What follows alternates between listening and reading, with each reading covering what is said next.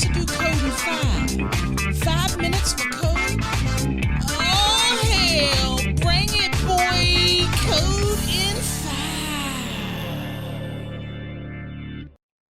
What's up, folks? Welcome to another edition of Code in 5. My name is Paul Abernathy. Let's jump right into it. So in today's Code in 5, we're going to talk about the myth that you can bring a bunch of non-metallic sheath cables through one single knockout, through one single TA or one nipple into the back of a load center, a cabinet.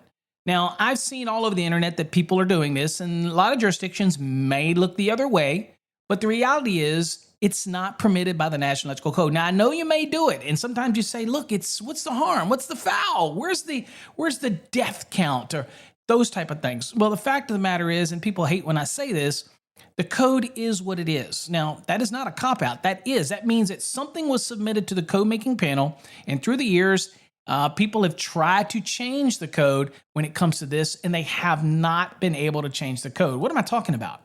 Well, if you got your code book, you can look at 312.5C. This is where it talks about cable assemblies that enter into cabinets, cutout boxes, and meter socket enclosures. Now, C says where a cable is used, each cable shall be secured to the cabinet, cutout box, or meter socket enclosure.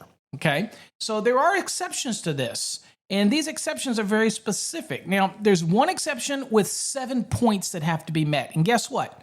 You have to meet every one of these points, okay, in this exception.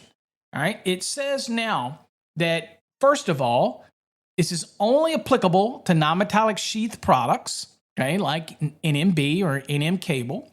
And it only applies when the enclosure, like a load center, is surface mounted, not recessed, surface mounted, okay?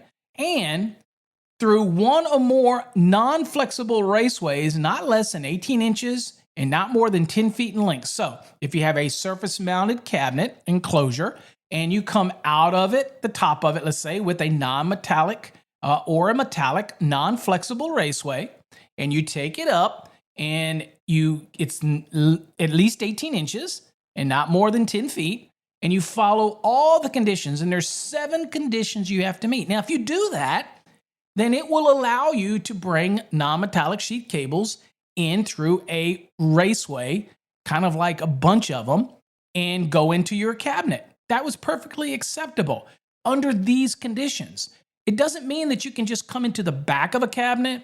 It doesn't mean you can come into the side of a cabinet and just bring a bunch of non-metallic cables into the cabinet. That is not acceptable. Although people seem to be allowing it, that is not what's allowed in 312.5C. Now, do people put non-metallic sheath cables in raceways? Absolutely. Whether it's for physical protection, whether it's for maybe you're running a raceway that's approved for type 1, type 2 construction, but you happen to want to run NM cable inside of those raceways, there are provisions for that in 334.10 for uses permitted, but there's also 334.15 where you're maybe protecting it from physical damage, or maybe you're running it on the surface of unfinished basement, and then you would run it in a raceway. There's rules that you have to follow over there, but they explicitly say that you can run non-metallic sheath cable in a raceway, right?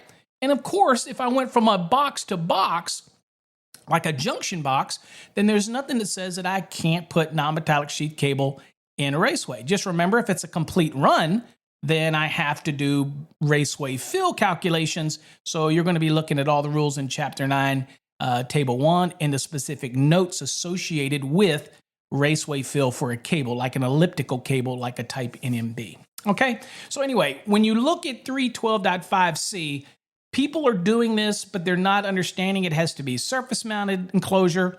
The non-flexible raceway has got to be within 18 to 10 feet, 18 inches and 10 feet. And then you have all these other conditions that you have to meet. I think that's the part they're missing, all right? So, not the same in 314 when it comes to junction boxes. We're talking about cabinets, cutout boxes. So if you're running all of your NMB through one big knockout, one big connector, then you need to go look at 312.5C and really scratch your head and say, wait a minute, does my installation meet this allowance, or am I required to secure each cable individually? Till next time, folks, stay safe. God bless. Hope you learned something in today's episode. Can we do code in 5? Who wants to do code in 5? 5 minutes for